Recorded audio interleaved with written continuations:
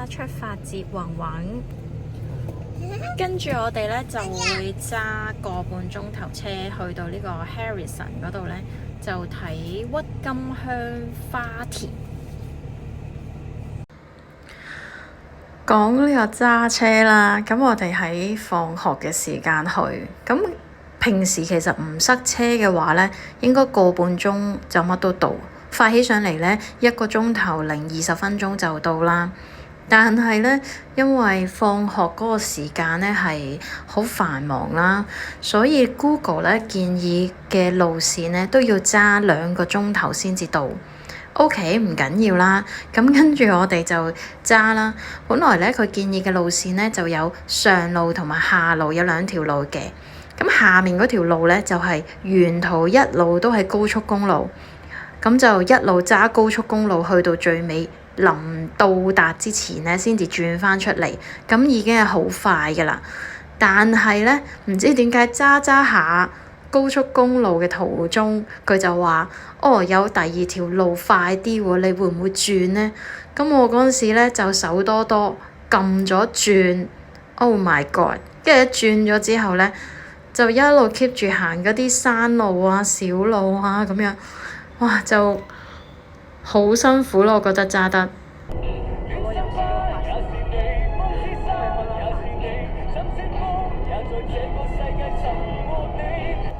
呢個鬱金香花節呢，係每年4月份至5月份呢 BC 省一個好盛大嘅節日嚟嘅。呢啲鬱金香花田呢，喺 BC 省大概有幾個啦。咁我哋今日去呢個呢，規模就唔係最大嗰個嚟嘅，但係呢，佢因為係個位置呢，係可以睇到一個雪山做背景呢。咁我哋覺得呢，係佢嘅風景係好靚嘅。雖然要揸個幾2個鐘頭車先至嚟到呢，但係都係非常之值得㗎。後尾上網 check 返呢，其實呢一條係叫做7號公路，係出名風景非常之漂亮嘅一條公路。咁我哋其實可能都好慶幸呢行錯路嘅，因為如果呢淨係行 highway 嘅話呢，係冇咁靚嘅風景嘅，一路都係得馬路嘅啫。終於到啦，我哋。揸咗2個鐘頭啊！頭先呢，俾個導航老點我行咗另一條迂迴曲折嘅山路，哇！辛苦到呢，好似 keep 住一路都係喺個大帽山嗰度左左右右咁樣轉左轉右，轉嚟轉去，啊！終於到咗啦！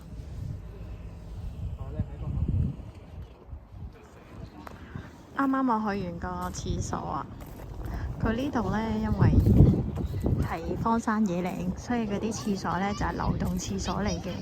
咦，但係好 surprise 呢，就係都幾乾淨，同埋呢，佢唔臭咯，完全。佢唔知喺個廁所度落咗啲咩呢，藍色嘅水啊。咁個個都係就咁屙完呢，就掉啲紙巾落去啦，入邊積住晒。但係可能嗰啲係啲辟味啊、消毒嘅液體啦，所以就完全冇臭味啦。嗰個花田呢，就由呢度一路伸延去後面呢一個位。呢度有啲嘢食，個環境都幾靚，同埋今日個天氣好好。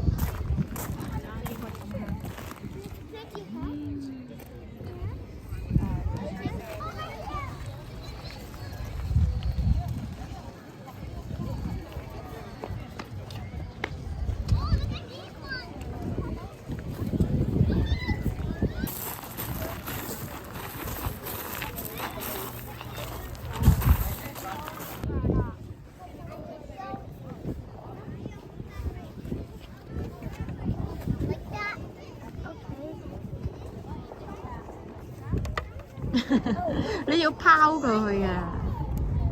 得咗啦耶！行過啲，一陣掉咗落你度啊！哦耶！先掉到你啊！哎呀！穿過咗。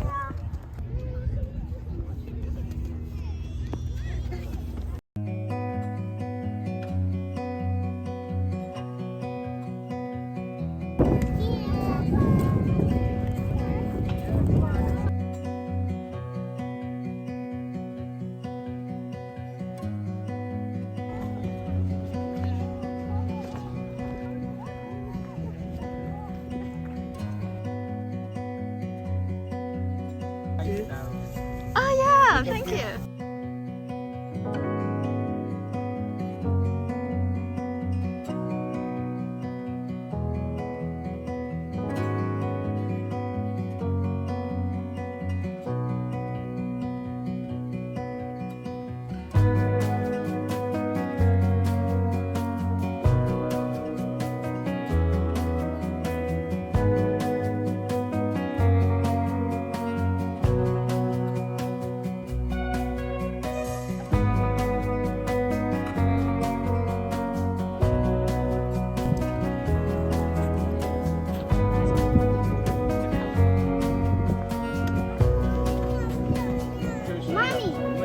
哇，好靚喎！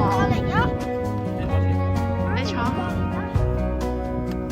你幫我影張相。係啊，我幫你影相。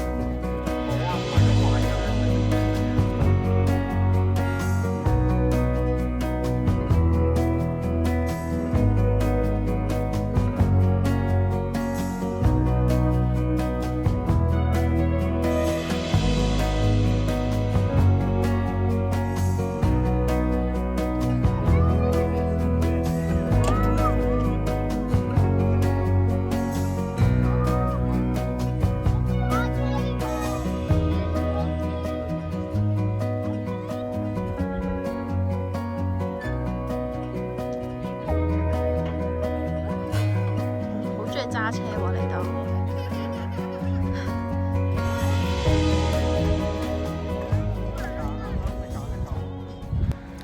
臨走前呢，我哋喺幅牆嗰度呢，見到有一個好有趣嘅家庭啊！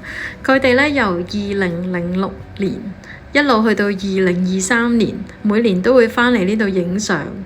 跟住阿明話佢得個媽咪呢係笑到最後嘅啫，佢話佢老豆去到最後已經冇笑容。今日就分享到呢度啦。呢個屈德金香花節呢，就每年4月至到5月呢就會開始噶啦。咁個花期呢，就有待公佈嘅。如果大家有興趣呢，今年記得去睇下啦，真係好靚嘅。如果你鍾意你個 channel，請你 like 同 subscribe，加埋個鐘仔。多謝收看。